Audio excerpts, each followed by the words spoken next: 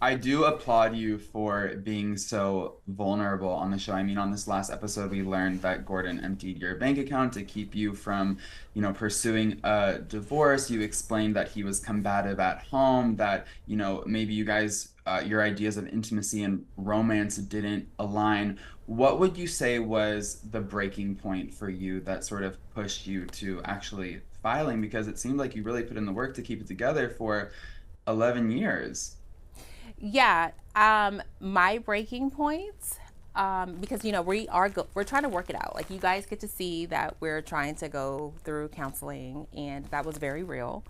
And I want to say my breaking point is when he publicly decided to shame, and I said, okay, this is not what we're doing, and I filed. Yeah, I did because I'm like, okay, let's go ahead and get this clock rolling. And I just don't want to be a part of it. I would never publicly, here's Gordon going to a platform and publicly shaming me. And I was over on this end with my team trying to figure out how to make sure that we didn't like shame him back. Like, how do we make sure that I'm trying to reel him in, and we need to work together for as a family. We have these beautiful babies that we're raising, and being a mom is number one for me. And I'm very proud to hold that title of being super mom. And we have happy kids. I want them to stay happy. And unfortunately, with social media, if they were to see dad continuously publicly shaming mommy, it just doesn't sit well in my heart. No. And how is, because like you said, you're really focusing on keeping the kids happy, keeping everything as normal as it can be. How is that navigation going between you two right now? Yeah, so actually it's going well. It is now. And hopefully it stays that way. Okay. And I don't keep the kids away from Gordon. I do want him to be a huge part of their lives. I do want them to remain the kids' hero. That's their dad. And so when I told him, I said, hey, if you don't get with the program, then you're going to put me in a position to where, you're not going to see your kids. So pick a side. And since So then, he got with the program? He got with the program. Yeah. Okay, I'm in that's good business. to know. Yeah, for sure.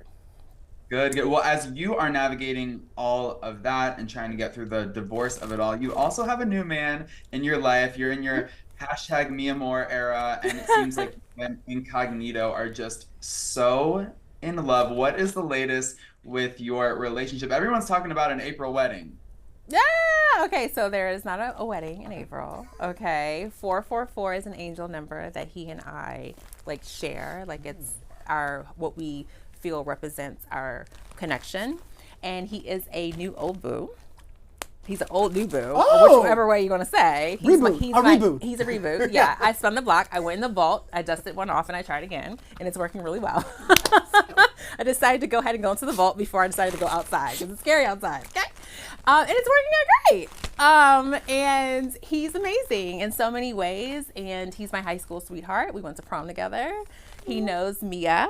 And without all of the exterior, he knows the core, and he, he's just, I'm just happy he's back in the mix. He has his own show. So he's a syndicated radio personality, and he's in over 20 markets. Oh. So he's doing, he's booked and busy flying in, trying to keep up with little old me. And I'm loving it.